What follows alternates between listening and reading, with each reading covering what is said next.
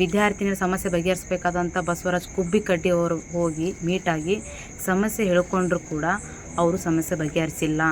ಆ ಹುಡುಗಿ ಕಣ್ಣೀರು ಹಾಕ್ತಾನೆ ಬುಧವಾರ ಸುಮಾರು 11-12 ಗಂಟೆ ಅವಳು ಆತ್ಮಹತ್ಯೆ ಮಾಡ್ಕೊಂಡಳು.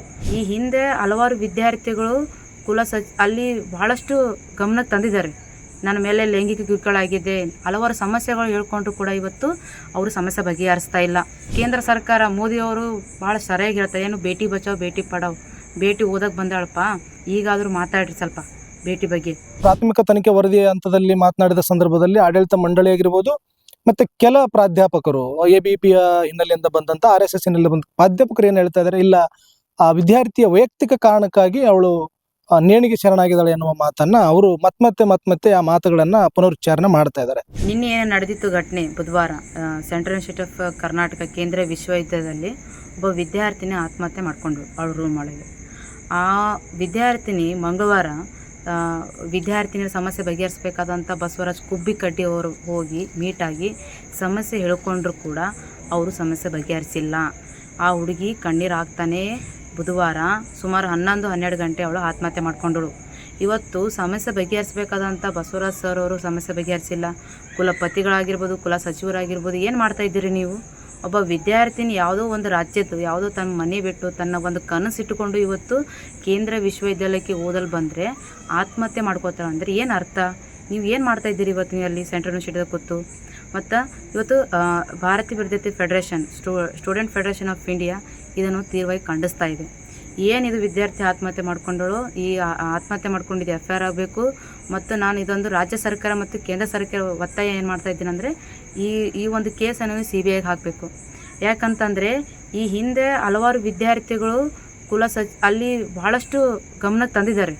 ನನ್ನ ಮೇಲೆ ಲೈಂಗಿಕ ಕಿರುಕುಳಾಗಿದೆ, ಹಲವಾರು ಸಮಸ್ಯೆಗಳು ಹೇಳ್ಕೊಂಡ್ರು ಕೂಡ ಇವತ್ತು ಅವರು ಸಮಸ್ಯೆ ಬಗೆಹರಿಸ್ತಾ ಇಲ್ಲ. ಜಾತಿ ಧರ್ಮ ಸಂಬಂಧಪಟ್ಟಂಥ ವಿಷಯಗಳವರು ಜಲ್ದಿ ಬಗೆಹರಿಸ್ತಾರೆ. ಜಾತಿ ಅಂತ ಬಂದಾಗ, ಧರ್ಮ ಅಂತ ಬಂದಾಗ ಅವರು ಜಲ್ದಿ ಒಂದು ವಿಷಯನ ತಗೋತಾರೆ. ನೀವು ಒಬ್ಬ ವಿದ್ಯಾರ್ಥಿನ ಆತ್ಮಹತ್ಯೆ ಮಾಡ್ಕೋತಂದ್ರೆ ಏನು? ಇವತ್ತು ವಿದ್ಯಾರ್ಥಿ ಕ್ಯಾಂಪಸ್ ಒಳಗೂ ಸೇಫ್ ಇಲ್ಲ ಅಂದರೆ ಎಲ್ಲಿ ಸೇಫ್ ಅದಾಳ? ಸೊ ಇವತ್ತು ಕೇಂದ್ರ ಸರ್ಕಾರ ಮೋದಿಯವರು ಭಾಳ ಸರಿಯಾಗಿ ಹೇಳ್ತಾರೆ, ಏನು ಬೇಟಿ ಬಚಾವ್ ಬೇಟಿ ಪಡಾವ್, ಬೇಟಿ ಓದಕ್ಕೆ ಬಂದಾಳಪ್ಪ, ಈಗಾದರೂ ಮಾತಾಡ್ರಿ ಸ್ವಲ್ಪ ಬೇಟಿ ಬಗ್ಗೆ. ಮಗಳು ಇವತ್ತು ಆತ್ಮಹತ್ಯೆ ಮಾಡ್ಕೊಂಡಳ ಅಂತ ಅಂದಾಗ ದಯವಿಟ್ಟು ಮಾತಾಡ್ರಿ. ಇವತ್ತು ರಾಜ್ಯ ಸರ್ಕಾರ ಇದು ಜವಾಬ್ದಾರಿ ಅದ, ಇದು ಒಂದು CBI ತನಿಖೆ ಆಗಬೇಕು. ಯಾಕಂತಂದರೆ ಇವತ್ತು ಯೂನಿವರ್ಸಿಟಿ ಅನ್ನೋದು ಒಬ್ಬ ವಿದ್ಯಾರ್ಥಿನಿಯರಿಗೆ ಸೇಫ್ ಅನ್ನೋದಿಲ್ಲ ಅಂತಂದರೆ ಮತ್ತೆ ಎಲ್ಲಿ ಅಂತ. ಅದು ಯೂನಿವರ್ಸಿಟಿ ಇರೋದು ವಿದ್ಯಾರ್ಥಿ ಸಲುವಾಗಿ, ವಿದ್ಯಾಭ್ಯಾಸಕ್ಕೆ ಹೊರತಾಗಿ ಬೇರೆ ವಿಷಯಕ್ಕಲ್ಲ. ಸೊ ಇದ್ರ ಹಿಂದಿರುವಂಥ ಆ ಹುಡುಗಿ ಆತ್ಮಹತ್ಯೆ ಎದಕ್ಕೆ ಮಾಡ್ಕೊಂಡ್ರು ಅನ್ನೋದು ತನಿಖೆ ಆಗಬೇಕು. ಇದು ಹಿಂದೆ ಯಾರೇ ಕೈವಾಡಿದ್ರು ಕೂಡ ಅವರಿಗೆ ಕಠಿಣ ಶಿಕ್ಷೆ ಆಗಬೇಕಂತೇಳಿ ಇವತ್ತು ಭಾರತೀಯ ವಿದ್ಯಾರ್ಥಿ ಫೆಡರೇಷನ್ ಒತ್ತಾಯಿಸ್ತಾ ಇದೆ. ನಿನ್ನೆ ಕೂಡ ನಡೆದಿರ್ತಕ್ಕಂಥ ಒಂದು ಅಹಿತಕರ ಘಟನೆ ಅಂತಂದ್ರೆ ಒಡಿಶಾ ಮೂಲದ ಜಯಶ್ರೀ ಎನ್ನುವ ದಲಿತ ವಿದ್ಯಾರ್ಥಿನಿ ನೇಣಿಗೆ ಶರಣಾಗಿರುವಂಥದ್ದು. ಆ ಹೆಣ್ಣು ಮಗಳು ಸಾಯೋದಕ್ಕೆ ಕಾರಣ ಏನು ಅನ್ನುವುದನ್ನ ಆಲೋಚನೆ ಮಾಡಿದಾಗ ಅನೇಕ ರೀತಿಯ ಮಗ್ಗಲುಗಳ ಹಿನ್ನೆಲೆಯಲ್ಲಿ ಅನೇಕ ಏನು ಅಂತಂದ್ರೆ ಅನುಮಾನಗಳ ಹುತ್ತಗಳು ನಮ್ಮನ್ನ ಕಾಡ್ತಾ ಇದ್ದಾವೆ. ಮೊದಲನೇದಾಗಿ ಅಲ್ಲಿಯ ಪ್ರಾಥಮಿಕ ತನಿಖೆ ವರದಿ ಹಂತದಲ್ಲಿ ಮಾತನಾಡಿದ ಸಂದರ್ಭದಲ್ಲಿ ಆಡಳಿತ ಮಂಡಳಿ ಆಗಿರ್ಬೋದು ಮತ್ತೆ ಕೆಲ ಪ್ರಾಧ್ಯಾಪಕರು ABPಯ ಹಿನ್ನೆಲೆಯಿಂದ ಬಂದಂತ RSS ಹಿನ್ನೆಲೆ ಬಂದ ಪ್ರಾಧ್ಯಾಪಕರು ಏನು ಹೇಳ್ತಾ ಇದ್ದಾರೆ, ಇಲ್ಲ ಆ ವಿದ್ಯಾರ್ಥಿಯ ವೈಯಕ್ತಿಕ ಕಾರಣಕ್ಕಾಗಿ ಅವಳು ನೇಣಿಗೆ ಶರಣಾಗಿದ್ದಾಳೆ ಎನ್ನುವ ಮಾತನ್ನ ಅವರು ಮತ್ತೆ ಆ ಮಾತುಗಳನ್ನ ಪುನರುಚ್ಚಾರಣೆ ಮಾಡ್ತಾ ಇದ್ದಾರೆ. ಯಾಕೆ ಈ ಮಾತುಗಳನ್ನ ನಾವು ಬಹಳ ಎಚ್ಚರದಿಂದ ಆಲಿಸಬೇಕು ಆ ದಲಿತ ಹೆಣ್ಣ ಮಗಳ ವಿಷಯದಲ್ಲಿ ಮಾತನಾಡ್ತಾ ಇದ್ದಾರೆ ಅಂದ್ರೆ, ಈ ದೇಶದಲ್ಲಿ ಏನಂದ್ರೆ ಕೆಳಜಾತಿ ಹೆಣ್ಣು ಮಕ್ಕಳು ಯಾವುದೋ ಕಾರಣಕ್ಕಾಗಿ ಶೋಷಣೆಗೊಳಗಾಗಿ ಒಂದಿಷ್ಟು ಸಹಿಸಕ್ಕಾಗ್ದೇನೆ ಈ ತರದ ಆತ್ಮಹತ್ಯೆಗಂತ ಶರಣ ಅಂತ ಸಂದರ್ಭದಲ್ಲಿ ಅವರ ವೈಯಕ್ತಿಕ ಸಂಗತಿಗಳನ್ನ ಮುಂದಿಟ್ಟು ಅವಳ ಚಾರಿತ್ರಿಕ ವಧೆ ಮಾಡಿ ಆಗಿರುವ ನಿಜ ಘಟನೆಯನ್ನ ಮರೆಮಾಚಿ ಸತ್ಯಾಂಶಗಳನ್ನ ಮುಚ್ಚಿಡುವಂತ ಎಲ್ಲ ಹುನ್ನಾರಗಳು ನಡೀತಾ ಇದ್ದಾವೆ.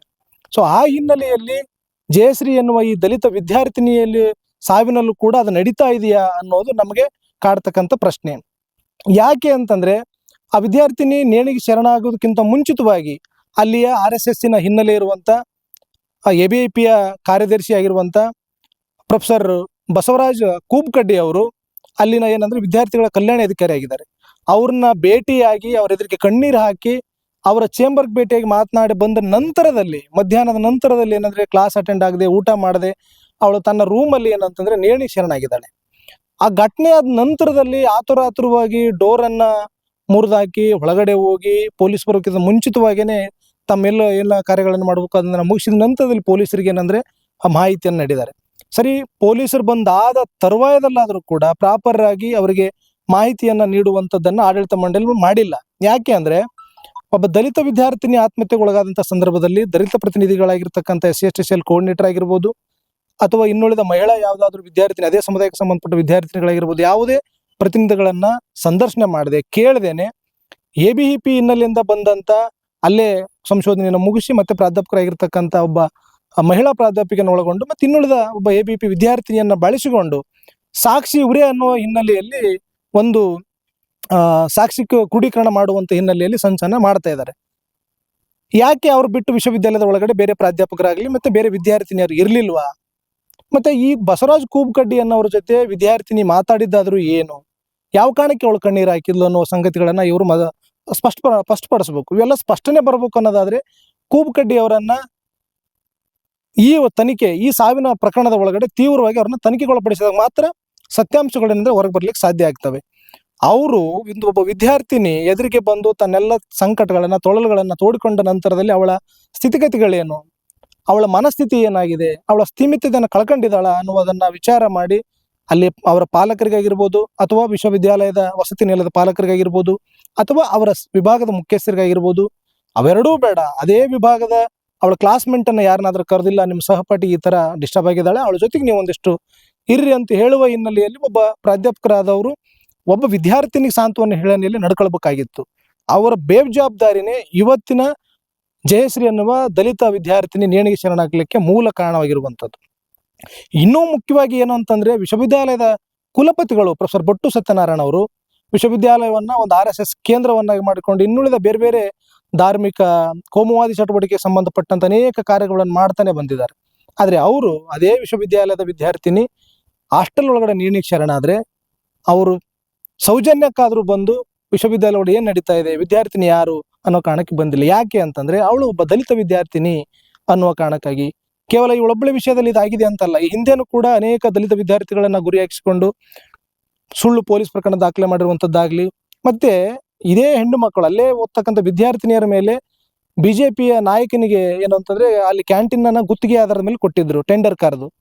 ಅವನು ಅಲ್ಲಿರುವ ವಿದ್ಯಾರ್ಥಿನಿಯನ್ನ ಕರೆದು ಅವಳನ್ನ ಸೆಕ್ಸುವಲ್ ಅರೇಂಜ್ಮೆಂಟ್ ಮಾಡಿ ಲೈಂಗಿಕ ದೌರ್ಜನ್ಯ ಮಾಡಿದ್ದ ವಿಚಾರವನ್ನ ಸ್ವತಃ ವಿದ್ಯಾರ್ಥಿನಿ ಮೇಲ್ಗಳ ಮೂಲಕ ಇದೇ ಬಸವರಾಜ್ ಕೂಬ್ಕಡ್ಡಿ ಅವರಿಗೆ ಮೇಲ್ ಮಾಡಿ, ಸರ್ ನನಗೆ ಈ ತರ ಟಾರ್ಚರ್ ಮಾಡಿದ್ದಾನೆ ಮತ್ತೆ ಅನುಚಿತವಾಗಿ ನನ್ನ ಜೊತೆ ವರ್ತನೆ ಮಾಡಿದ್ದಾನೆ ಅನ್ನುವ ಎಲ್ಲ ಮಾಹಿತಿಯನ್ನ ಮೇಲ್ ಮಾಡಿದಾಗ್ಲೂ ಕೂಡ ಆ ವಿದ್ಯಾರ್ಥಿನಿಯನ್ನು ಕೂಡ ಪ್ರತ್ಯೇಕ ಕೊಠಡಿಯಲ್ಲಿ ಕರೆದು ಸಂಧಾನ ಮಾಡಿ ಇಡೀ ಆ ಪ್ರಕರಣವನ್ನ ಮುಚ್ಚಾಕಿದ್ರು. ಅದು ಕೇವಲ ಇದೊಂದೇ ಅಂತಲ್ಲ, ಈ ಹಿಂದೆನೂ ಕೂಡ ಅದಾದ ಆ ಘಟನೆಗಿಂತ 2-3 ತಿಂಗಳ ಹಿಂದೆ ಅಲ್ಲೇ ಆಡಳಿತ ವಿಭಾಗದ ಪ್ರಾಧ್ಯಾಪಕರಾದಂಥ ಮಲ್ಲಿಕಾರ್ಜುನ್ ಹೂಗಾರ್ ತನ್ನ ಸೋದರ ಸಂಬಂಧಿ ಅಂದ್ರೆ ಅವ್ರ ಅಣ್ಣ, ಅವ್ರ ತಮ್ಮನಿಗೆ ಏನಂತಂದ್ರೆ ಒಂದು ನಂದಿನಿ ಪಾರ್ಲರ್ ಅಂತೇಳಿ ಅಂಗಡಿಯನ್ನು ಹಾಕಿಕೊಟ್ಟು ಅಲ್ಲಿ ಹೋಗ್ತಕ್ಕಂಥ ವಿದ್ಯಾರ್ಥಿನಿಗಳ ಜೊತೆ ಅನುಚಿತ ವರ್ತನೆ ಮಾಡೋದು, ಲೈಂಗಿಕವಾಗಿ ಅವರನ್ನ ಕಿರುಕುಳ ನೀಡುವಂಥ ಸಂದರ್ಭದಲ್ಲಿ ಆ ಸಂಗತಿಯನ್ನು ಕೂಡ ಕುಲಪತಿಗಳಿಗೆ, ಕುಲಸಚಿವರಿಗೆ, ಇದೇ ಬಸವರಾಜ್ ಕೂಬ್ಕಡ್ಡಿ ಅವರಿಗೆ ದೂರನ್ನ ಸಲ್ಲಿಸಿದಾಗಲೂ ಕೂಡ ಯಾರು ಆರೋಪಿ ಸ್ಥಾನದಲ್ಲಿದ್ರು ಅವರ ಅಣ್ಣನನ್ನ ಕುಂದಿರಿಸಿ ಕಮಿಟಿ ಮಾಡಿ ಇದೊಂದು ಸರಿ ಆಗಿದೆ, ಇನ್ನೊಂದು ಸರಿ ಆಗಲ್ಲ, ನೀವೆಲ್ಲೂ ಮಾಹಿತಿ ಕೊಡಬೇಡಿ, ಯಾರಿಗೂ ಹಂಚ್ಕೋಬೇಡಿ ಅಂತೇಳಿ ವಿದ್ಯಾರ್ಥಿಗಳಿಗೆ ಭಯ ಹುಟ್ಟಿಸಿ ಅಂಜಿಕೆ ಹಾಕಿ ಸಂಧಾನ ಮಾಡಿ ಕಳಿಸಿದ್ರು. ಆರಂಭದಲ್ಲೇ ಈ ತರದ ಘಟನೆಗಳಾದಂಥ ಸಂದರ್ಭದಲ್ಲಿ ಆಡಳಿತ ವಿಭಾಗಗಳು ಅಥವಾ ಕೇಂದ್ರೀಯ ವಿಶ್ವವಿದ್ಯಾಲಯದ ಕುಲಪತಿಗಳು, ಕುಲಸಚಿವರು ಆರೋಪಿಗಳ ಮೇಲೆ ಕಠಿಣ ಕ್ರಮ ಕೈಗೊಂಡಿದ್ರೆ ಇವತ್ತು ಜಯಶ್ರೀ ಅನ್ನುವ ವಿದ್ಯಾರ್ಥಿನಿ ನಮ್ಮೊಟ್ಟಿಗಿರ್ತಾ ಇದ್ಲು, ಮತ್ತೆ ಅವಳ ಭವಿಷ್ಯವನ್ನು ಕಟ್ಟಿಕೊಂಡು ಮರಳಿ ತನ್ನ ತಾಯಿ ನೆಲಕ್ಕೆ ಓಡಿಸಕ್ಕೆ ಹೋಗ್ತಿದ್ಳೇನೋ. ಆದ್ರೆ ಇಲ್ಲಿ ಅನೇಕ ಗುಮಾನಿಗಳ ಹಿನ್ನೆಲೆಯಲ್ಲಿ ಅವೆಲ್ಲವುಗಳ ಮಧ್ಯೆ ಒಬ್ಬ ದಲಿತ ಹೆಣ್ಣು ಮಗಳು ಅಲ್ಲಿ ನೇಣಿಗೆ ಶರಣಾಗಿದ್ದಾಳೆ. ಹಾಗಾಗಿ ನನ್ನ ಮನವಿ ಏನಂತಂದ್ರೆ, ಸರ್ಕಾರವಾಗ್ಲಿ ಮತ್ತು ಪೊಲೀಸ್ ಇಲಾಖೆಯಾಗ್ಲಿ ಒಬ್ಬ ದಲಿತ ಹೆಣ್ಣು ಮಗಳನ್ನ ಜಾತಿ ಕಾರಣಕ್ಕಾಗಿ ನಿರ್ಲಕ್ಷ್ಯ ತೋರದೇನೆ ಅವಳಿಗಾಗಿರ್ತಕ್ಕಂಥ ಅನ್ಯಾಯವನ್ನ ಸರಿಪಡಿಸಿ ನ್ಯಾಯ ಒದಗಿಸಿಕೊಡುವ ಹಿನ್ನೆಲೆಯಲ್ಲಿ ತನಿಖೆ ಮಾಡಬೇಕು, ಮತ್ತೆ ಅವರ ಕುಟುಂಬಕ್ಕೆ ಪರಿಹಾರವನ್ನು ಕೂಡ ನೀಡಬೇಕು. AICC ಅಧ್ಯಕ್ಷರಾಗಿರ್ತಕ್ಕಂಥ ಮಲ್ಲಿಕಾರ್ಜುನ್ ಖರ್ಗೆ ಅವರು, ಧರ್ಮಸಿಂಗ್ ಅವರು, ಇವರ ನೇತೃತ್ವದಲ್ಲಿ ಅನೇಕರ ಪ್ರಯತ್ನದಿಂದ ಕೇಂದ್ರೀಯ ವಿಶ್ವವಿದ್ಯಾಲಯ ಸ್ಥಾಪನೆಯಾಗಿತ್ತು. ಅದು ಸಂತೋಷ. ಆದರೆ ಅದು 2-3 ವರ್ಷ ಸ್ಥಾಪನೆ ಆಗಿ ಈ ಭಾಗದ ವಿದ್ಯಾರ್ಥಿಗಳಿಗೆ ಸರಿಯಾದಂಥ ರೀತಿಯಲ್ಲಿ ಅಡ್ಮಿಷನ್ ಕೊಡ್ತಾ ಇದ್ದೀವಿ. ಯಾವಾಗ ಭಟ್ಟು ಸತ್ಯನಾರಾಯಣ ಅವರು ವೈಸ್ ಚಾನ್ಸಲರ್ ಆಗಿ ಬಂದರು, ಅವಾಗೆ ನಮ್ಮ 7 ಜಿಲ್ಲೆಗಳಿಂದ ಏನು ವಿದ್ಯಾರ್ಥಿಗಳಿಗೆ ಅಡ್ಮಿಷನ್ ಸಿಗೋದೇ ಅಲ್ಲಿ ಕಷ್ಟ ಆಗಿದೆ ಒಂದು. ಮತ್ತು ಎರಡನೇದಾಗಿ ಏನಂತಂದರೆ ಭಟ್ಟು ಸತ್ಯನಾರಾಯಣ ಅವರು ವೈಸ್ ಚಾನ್ಸಲರ್ ಬಂದಾಗಿ ನಡೆದ ಅದು ವಿದ್ಯಾರ್ಥಿ ಮತ್ತು ಅಲ್ಲಿ ಇರ್ತಕ್ಕಂಥ ವಿದ್ಯಾರ್ಜನೆ ಮಾಡ್ತಕ್ಕಂಥ ಒಂದು ಕ್ಯಾಂಪಸ್ ಇಡೀ ಕೋಮುವಾದೀಕರಣ ಮತ್ತು ಜಾತಿವಾದೀಕರಣ ಮತ್ತು ತಾರತಮ್ಯದಿಂದ ಕೂಡಿರ್ತಕ್ಕಂಥ ಒಂದು ವಾತಾವರಣ ಸೃಷ್ಟಿ ಮಾಡೋದಕ್ಕೆ ನೇರ ಹೊಣೆ ಏನಂತಂದರೆ ಅಲ್ಲಿ ಇರ್ತಕ್ಕಂಥ ವೈಸ್ ಚಾನ್ಸಲರ್ ಭಟ್ಟು ಸತ್ಯನಾರಾಯಣ ಇರ್ತಾರೆ. ಇದು ಕೇಂದ್ರ ಸರ್ಕಾರದವ್ರನ್ನು ಕೂಡ ಸರಿಯಾಗಿ ಗ್ರಹಿಸಿ ಇವ್ರ ಮೇಲೆ ಕಠಿಣ ಕ್ರಮ ಜರುಗಿಸಬೇಕು. ಹೀಗೆ ಇಂಥ ಅನೇಕ ದಲಿತ ವಿದ್ಯಾರ್ಥಿಗಳಿಗೆ SC/ST ವಿದ್ಯಾರ್ಥಿಗಳಿಗೆ ಬರಬೇಕಾಗಿರ್ತಕ್ಕಂಥ ಎಲ್ಲ ಸೌಲಭ್ಯಗಳನ್ನು ಕೂಡ ಕೊಡಲಾರದೆ ಅವ್ರಿಗೆ ವಂಚನೆಯನ್ನು ಮಾಡಿದ್ದಾರೆ. ಹಿಂದುಳಿದ ಮತ್ತು ಅಲ್ಪಸಂಖ್ಯಾತ ವಿದ್ಯಾರ್ಥಿಗಳಿಗೆ ಮತ್ತು ರಾಷ್ಟ್ರದ ವಿವಿಧ ರಾಜ್ಯಗಳಿಂದ ಬಂದಿರತಕ್ಕಂಥ ವಿದ್ಯಾರ್ಥಿಗಳಿಗೆ ವಿಶೇಷವಾಗಿ ದಲಿತ ಹಿಂದುಳಿದ ವಿದ್ಯಾರ್ಥಿಗಳಿಗೆ ಅನ್ಯಾಯ ಮಾಡಿದ್ದಾರೆ. ಈ ಅನ್ಯಾಯನ ಸರಿಪಡಿಸೋಕ್ಕೆ ನಾವು ಆಗ್ರಹಿಸ್ತಾ ಇದ್ದೀವಿ. ಎರಡನೇದು ವಿಶೇಷವಾಗಿ 30/7/2025 ಏನು ಜಯಶ್ರೀ ನಾಯಕ್ ಅಂತಕ್ಕಂಥ ಭೂಗರ್ಭ ಒಂದು ವಿಜ್ಞಾನ ಒಂದು 5ನೇ ಸೆಮಿಸ್ಟರ್ನಲ್ಲಿ BSc ಓದ್ತಾ ಇದ್ದರು ವಿದ್ಯಾರ್ಥಿನಿ. ಆ ವಿದ್ಯಾರ್ಥಿನಿ 30/7/2025 ಕಿಟಕಿಯಲ್ಲಿ ನೋಡಿದ್ರೆ ಅಲ್ಲಿನ ವಿದ್ಯಾರ್ಥಿಗಳು ಹೆಣ ಆಗಿ ಕಂಡು ಬರ್ತದೆ. ಆ ಹೆಣ ಯಾಕಾದರೂ ಹಾಕಿ ಅದೇನು ಆತ್ಮಹತ್ಯೆನೋ ಅದೇನು ಕೊಲೆ ಮಾಡಿ ಎಲ್ಲಿ ಏನು ಶಿಕ್ಷಿದರು ಅಂತಕ್ಕಂಥದ್ದು ಸೂಕ್ತ ತನಿಖೆ ಮಾಡಬೇಕು. ಇದಕ್ಕೆಲ್ಲನೂ ಕೂಡ ಈ ಸಾವಿಗೆ ನೇರವಾದಂಥ ಕಾರಣವಾಗಿರ್ತಕ್ಕಂಥ ಅಲ್ಲಿಯ ಆಡಳಿತ ವರ್ಗ ವೈಸ್ ಚಾನ್ಸಲರ್ ಒಳಗೊಂಡು ಅಲ್ಲಿ ಆಡಳಿತ ವರ್ಗ ಇದಕ್ಕೆ ನೇರವಾದಂಥ ಹೊಣೆ ಹೊತ್ಕೋಬೇಕಾಗ್ತದೆ. ಅಲ್ಲಿರ್ತಕ್ಕಂಥ ವೈಸ್ ಚಾನ್ಸಲರ್ಸು ಮತ್ತು ರಿಜಿಸ್ಟರ್ಸು ಮತ್ತು ಬಸವರಾಜ್ ಕೂಬಡ್ಡಿ ಅಂತಕ್ಕಂಥವ್ರು ಇವರಿಗೆ ವಿಚಾರಣೆಗೊಳಪಡಿಸಿ ಅಲ್ಲಿ ಇರ್ತಕ್ಕಂಥ ತಪ್ಪಿಸ್ತರನ್ನು ಕಂಡು ಹಿಡಿದು ಅವರಿಗೆ ಕಠಿಣ ಶಿಕ್ಷೆಗೆ ಒಳಪಡಿಸಬೇಕು ಅಂತ ಆಗ್ರಹಿಸಿ